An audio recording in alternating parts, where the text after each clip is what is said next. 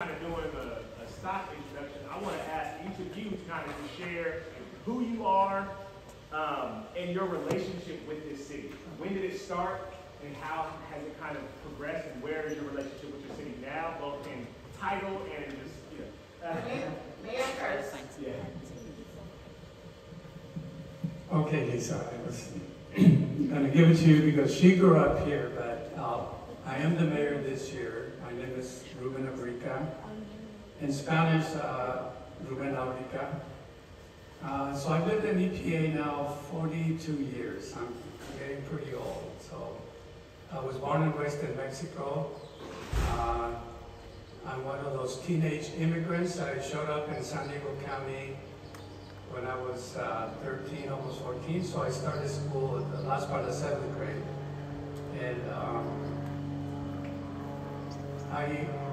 I teach at the Anza Community College, so that's my kind of regular job. And we'll hear from Lisa about her regular job, because although I'm the mayor, she's the vice mayor, but you probably already know local government, we're basically volunteer. We're elected by the voters, but we don't get a salary. It's not like a full-time job. Sometimes it is, right? Full-time job, not full-time pay. Yeah, okay, that's it, yeah. Full-time job, not full-time pay. But anyway, that's a little bit about who I am, and we'll get into the questions and bring up all that. But thank you again for volunteering, for spending your time here, and obviously welcome to East Palo Alto. Look forward to meeting up with some of you here and there. Thank you. Thank you, Ruben. My name is Lisa Gautier. I'm currently serving as the vice mayor of East Palo Alto. I was elected in 2012. So I've served as this is my third time as vice mayor, and I've served as mayor twice. My family moved to East Palo Alto in 1967 to get away from some issues in Watts and in Inglewood down in Southern California. And it's so interesting to watch this city as someone who grew up here and who's a product of the community. We first lived on Bay Road and then moved across the street to a house. And it was at that time, my mother, who was single at the time, who had gone through a divorce and was raising 6 kids, decided to purchase a home because she knew the importance of having a place for her children to live. And I'm so grateful that she was that mindful and thoughtful that early on, because had she not done that, I probably wouldn't be in East Palo Alto now, because it's gotten too expensive. So it was because of the work of my mother, who said she didn't want her children to move around. She purchased a house. I was able to buy that house from my siblings, and now my children and I live in a home with my daughter and I, and my 19-month-old grandson that runs the world right now. He's going to change the world and do some amazing things, because at 19 months and at your age, you can do anything. The world is yours to make a difference, to leave your mark, and change some of the bad things that are happening right now. I'll stop there. That's awesome. And I'm going to move it over to Ruben, because when you're coming maybe from Palo Alto and you drive down University, right, from Palo Alto, maybe we could even say from Stanford. You're driving down, you're looking on both sides of the street. And then you get to the ramp to cross over into East Palo Alto. It's still University, but immediately there's a big shift in what you see, right? And that's an uncomfortable reality to contend with and to process. But there's a history as to why there's such a stark difference between Palo Alto and East Palo Alto. And so you were here at the beginning of this city. Can you talk about how this city originated? And can both of you speak to why, in your opinion, there is such a big difference? Can you explain some of that to us? So I was involved in the movement to incorporate. East Palo Alto used to be unincorporated, which means we didn't have a city government. We were part of San Mateo County. And so we shared the name Palo Alto, and then East Palo Alto. Even though Palo Alto is in another county, Santa Clara County, So, yeah, I like that you picked University Avenue in a way because it is, if you start at Stanford and you come University all the way, you go to Dumbarton Bridge, or you start on Dumbarton Bridge and you go all the way to Stanford. I like to, one of my images is that if you understand Palo Alto and you understand East Palo Alto, they're like two sides of the American coin. You can understand the whole country if you take time to understand these two communities. And by that I mean that there are some very uncomfortable feelings if you're coming from, especially Palo Alto, into here, but there are also uncomfortable feelings when you go from East Palo Alto to Palo Alto. Why? Because we do notice such disparities, in some ways inequalities, and I think your generation now is in some ways much more conscious, I think, that those inequalities do exist and they run very deep and they were not created just yesterday, nor were they created by the people who may be at the bottom of them, and that we cannot hide them anymore. We cannot run away from our own history. And that is true, I think, for us as individuals, our families, and our country.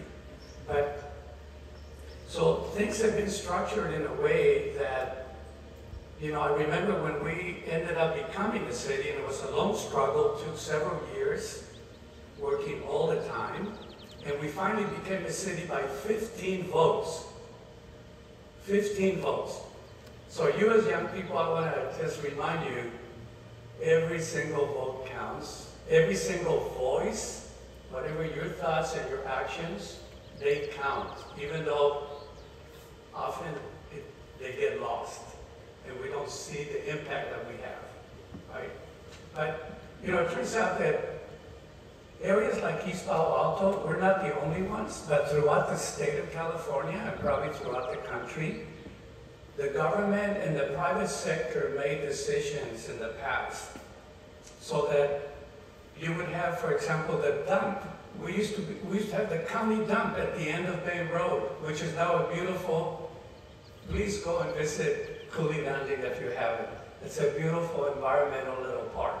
It used to be the county dump.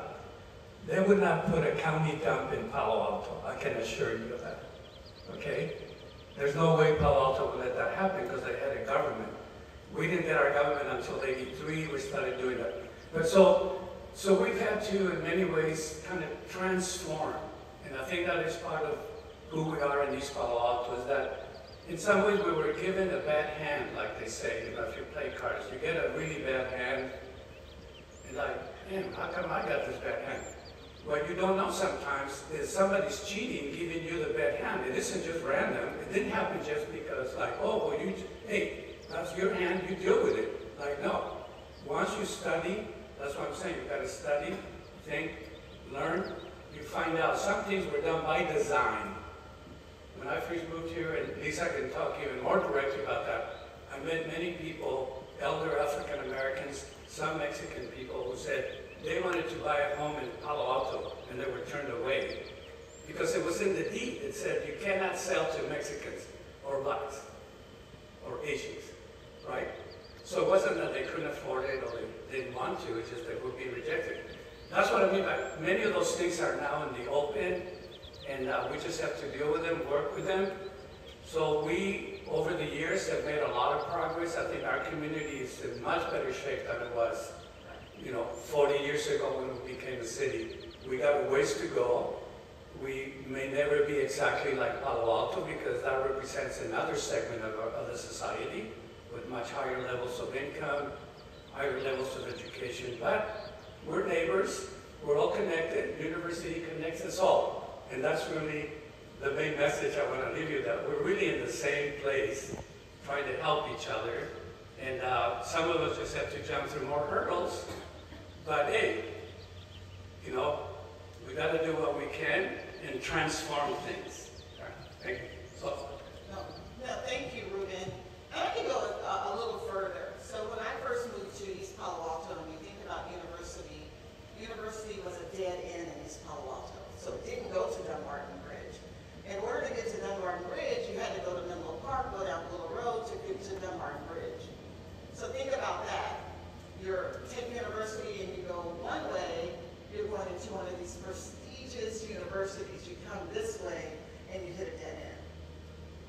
I'll go even further and say if you've ever been to LA and been on Rodeo Drive, it's Rodeo Drive in one part of the community. They reference it as Rodeo Drive when you get to Compton and Watts on the other side. So it's a mentality of the way that you think about the people who live in a community. When you think about East Palo Alto and why Whiskey Gulch was built where it was, you know, you couldn't serve liquor in Palo Alto or near Stanford University. So in order to do that, you had to be a certain distance away, so they selected and decided to make that East Palo Alto part right there as Whiskey Gulch, where people can come and get their liquor and party and have a good time. And that changed. So when you think metaphorically of one street that is so different, like why?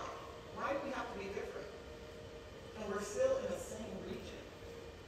Why are our schools different in East Palo Alto than they are in Palo Alto? You know, if you teach everybody equally, people will have an equal footing and people will have a better opportunity. And I'm into, let's make it equal. I'll stop there. Well, that's good. And you spoke to it just right there at the end, the difference in the schools. And so there's a lot of, you know, we talked a little bit about, our CEO came and she talked about, you know, we talked about how from her vantage point, she can see a lot of different areas of the organization. There's a lot, right? So from an inequality perspective, sitting at the top of the government, you can see inequality in housing, you can see inequality in job opportunities, you can see inequality in health, you can see, right, and the list goes on, but this group right here, I want to overwhelm us, I want to focus us in on education, right? And we talk about like where Boys and Girls Clubs maybe of America choose to put their clubhouses.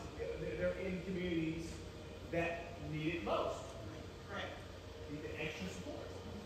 Right? But like you said, that wasn't just a card that was dealt. There is a reason why the school districts look so much different. The schools look so much different. The experience looks so much different. So can you talk a little bit about what some of the root causes are of the educational inequities that exist between East Palo Alto and some of the certain, you know, places we serve and some of the other counties? well, you know, I came from a poor background. You know, I had to work since I was like 7 years old. My family basically, like, we got to work to help the family. It's not like a little extra money, right?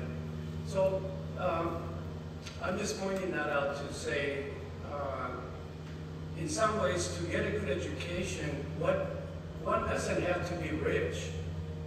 We have the same brains. We're the same species. We know what it takes to educate children. So why is it that there's inequalities exist, right? So we create those inequalities structurally, basically. I think our system right now, and again, I think maybe your generation, hopefully that will finally crack this one. Because right now, education depends on where you live. If you happen to live in a wealthy community, it means that the school district there will have a lot more money to pay teachers higher salaries who, you know, are going to keep striving to get more degrees, to be well prepared, because they will get a good salary.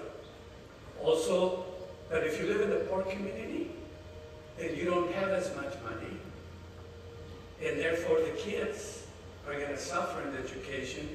Why? Not because they're dumb. they happen to live in a place that the government doesn't support as much. Our system of government in the United States is a very decentralized system, which I love some things about it. In this case, it's kind of like, again, it's left up to each local community. So you live in Palo Alto, you know, there's a lot more money there that goes to the schools. If you live in East Palo Alto, there's just not as much money. And the state government tries to do something to equalize it. But it's a hard thing to do. So I learned one thing. I had an opportunity, which I hope some of you will take, to go study in another country. I spent a year at the University of Montpellier in France as a regular student.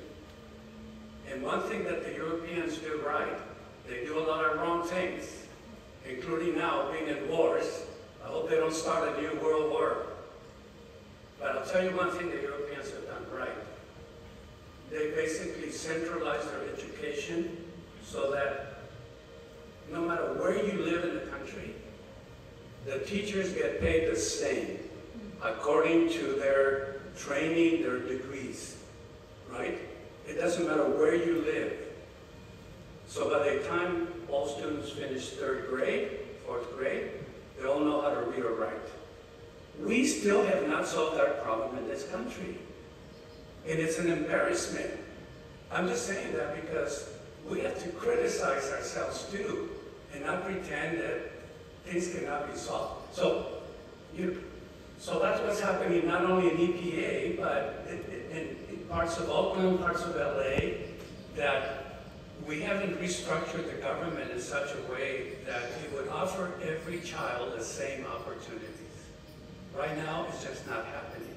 So organizations like the Boys and Girls Club, for example, have stepped up to work with Redwood School District, with Redwood City School District, and now with many other districts in the county, to be able to do things that you're going to be doing, which are obviously greatly appreciated, because without some extra help, some kids are going to keep falling behind. That's true for all of us. If I'm trying to do something that's different and difficult for me, and somebody helps me, or somebody helps you, that's going to make a difference. It is going to make a difference, right? And so that's where we are. You know, we're making progress, but those are some of those structural things that need to change. I was on the school board when we built, well, we didn't do it, but the Boys and Girls Club is on district land, school district. And that was a great combination that the school district said, yeah, we'll let you do it because you'll be able to do something we cannot do because we don't have the money, right? And that's what we do.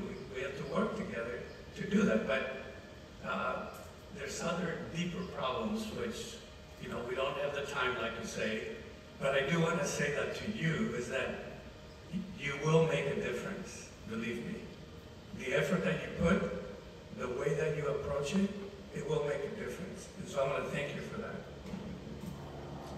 Thank you, Ruben. So I grew up here, and I'm a product of this school district.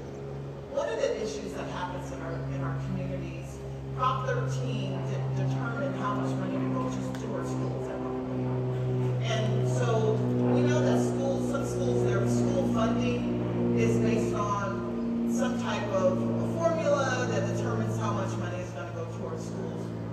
And while Prop 13 made property taxes artificially low, so it allowed people to stay in their homes, that meant many of the schools in East Palo Alto did not receive the funding that they needed to do better. I attended school in East Palo Alto, was considered a gifted student in East Palo Alto, and you know, we were bussed out of our community because we didn't have a high school.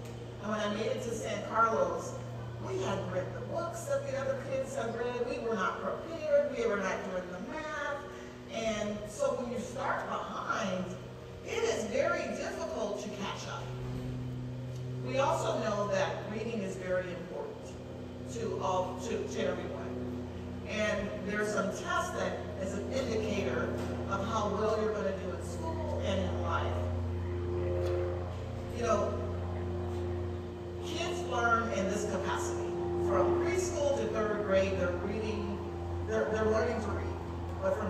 grade on, they're reading to learn. If you don't have the building blocks in the beginning, how do you get to third grade if you're not reading on level? How are you going to be successful? And then there was some tests that were designed to say, you're behind and you're not going to catch up, so you know what, we're going to have another method, another process for you. Instead of saying, let's make sure that these kids in these other schools are reading. So one thing I'm going to give you, if you have some children, teach them vocabulary. Help them to read. Because by doing that, you're improving a society. You know, I had the privilege of, when I was mayor in 2015, to go into the White House when then President Barack Obama was in office. And he knew the disparity in what was going on in many of our communities, so he started My Brother's Keeper, which was designed to change outcomes for young men and boys of color. And there are 6 initiatives that were very important to him. 1, he wanted to make sure that kids were entering school ready to learn. Preschoolers and little kids need to hear a lot of vocabulary. You need to talk to them. You need to read to them, because their brain is absorbing a lot up until that 3rd year, and they'll learn even more. So reading is important. Hearing words and repeating those words are important. So we have entering school ready to learn. Reading at grade level by 3rd grade, because that is critical to success. If we want our children to be successful, they need to be on track. And if they're not on track, let's surround them with programs that are going to help them to read and be on track. Next, we want to make sure that people are graduating from high school. Another one is that they're going to college. That when they graduate from college, they have opportunities for a career. So guess what? We need to end this whole, diversity is important because everybody doesn't have an opportunity at the table. And next, when you think about our young kids, especially in communities of color, some of them are getting in trouble. They're expelled from school for behavior issues. Could you imagine going to school being hungry? How do you study if you're hungry and you don't know when your next meal is going to get? Do you imagine some people who act out in class? They're not acting out because they can't learn, but you know, some of them don't want, they're embarrassed to say, I can't read. There are adults who can't read, right? So that whole thing is so important and critical to ensuring that we're doing better. I am dedicated to making sure we're doing better. We have put turning libraries in the community at the hands of the Boys and Girls Club to make sure we're putting books in the community and encouraging kids to read. But that is something that is critical and important if we want to change things. Let's help each other out. Reading is fundamental, and there's one book I'll encourage you to read, How the Poor Can Save Capitalism, by John Hope Bryant. He sets the expectations. If we set expectations for our children to do better, they will do better. Many people in other communities do better because their parents expect it. You don't have a choice to do well in school. The expectation is there. You're going to go to school. You're going to get good grades. You're going to go to college. Well, we're changing that narrative in East Palo Alto, and we're expecting our kids to do the same. And we're seeing a difference with many programs, Boys and Girls Club, College Track. A lot of those programs are making sure that our children are doing better. I can talk forever, so I'm going to give you right back.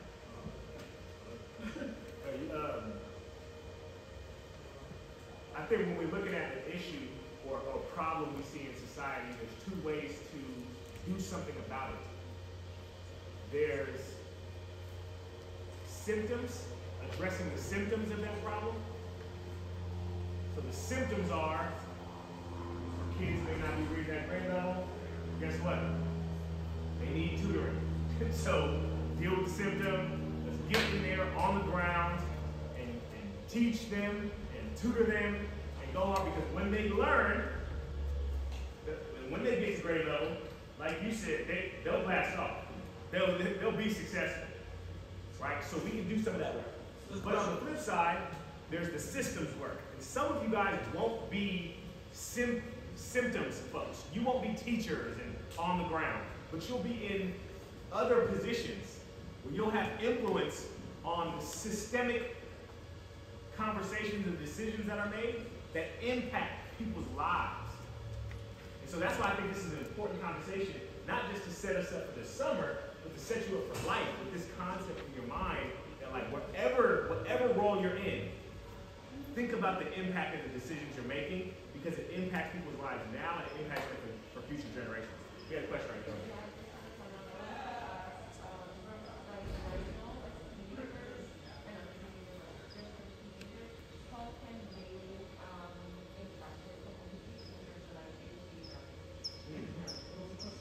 She said, for teenagers now, how can they impact their community in terms of education now, right? Yeah, sure. Great question. So we have reading programs, and I don't know, I saw in LA, but I don't know if it's still in. There's a program, something about reading. Because if you spent 1 hour a week with a child who's behind in reading, so even if you were at the library and said, I have this service, I can read to you, I'm gonna have a reading program, come, and create this reading program, and you can help a child to improve their reading. So if each of you had one child and spent an hour a week, you would be making an impact in the community and helping those who are behind in their reading. Is that helpful? Yeah, let me add something. Since all of you are, young people, I think all of us are young at heart, but we're getting old. We realize we do what we can. At some point, it's going to be you who continues to work on this. I would say also use your imagination as you see things that maybe you feel like, why is it like that? Why isn't it like that? And, to your question, is like, imagine that you're in charge. And let's say you're in charge. You're in charge of the school system. Or you're in charge just of the one school. And you see what's going on. What will you do to change it? Because if we don't imagine the change and set some specific goals, things don't change. They just go round and round and round and round. Generation after generation after generation.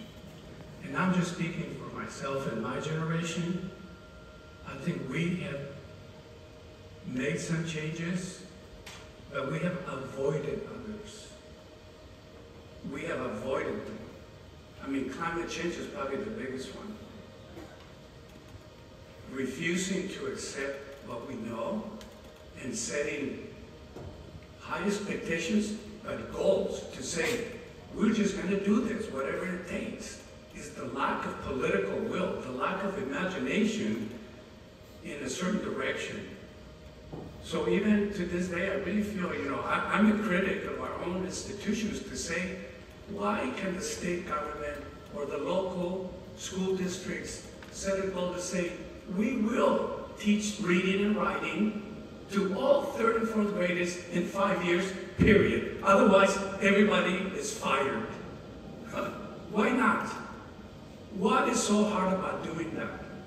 Why are we still not doing that? So there are these deep structural inequalities that we were talking about. But now I'm being more critical of ourselves. I told you, I grew up poor. I know that poor people can educate themselves. That happens around the world in different parts. You don't need to be rich to be educated. But in the United States, in some way, we have internalized that idea that, only rich people get a good education. And poor people don't because it's their fault. They're not doing something right. No, they're human beings like everybody. So you're here this summer, take this opportunity for you to learn some things too, because the kids will benefit from your help. But believe it or not, you are going to benefit too, even in ways you don't realize it right now, because you will learn from them too. So it's not only academic. They're behind academically, maybe more than you were at that age. But they're human beings. They know a lot of stuff. They probably know stuff you don't know. Intelligence works that way in many ways. So take the opportunity, and I think as Remy was saying at the beginning, you know, this ethical involvement. Don't always assume that you know more than someone else, only because of your material or certain privilege that you might have. It doesn't work that way, right? You probably already know a little bit of that, but just keep that in mind. Anytime we're in a more privileged position, we feel we know it. They're the ones who need our help. Yes, but so do you.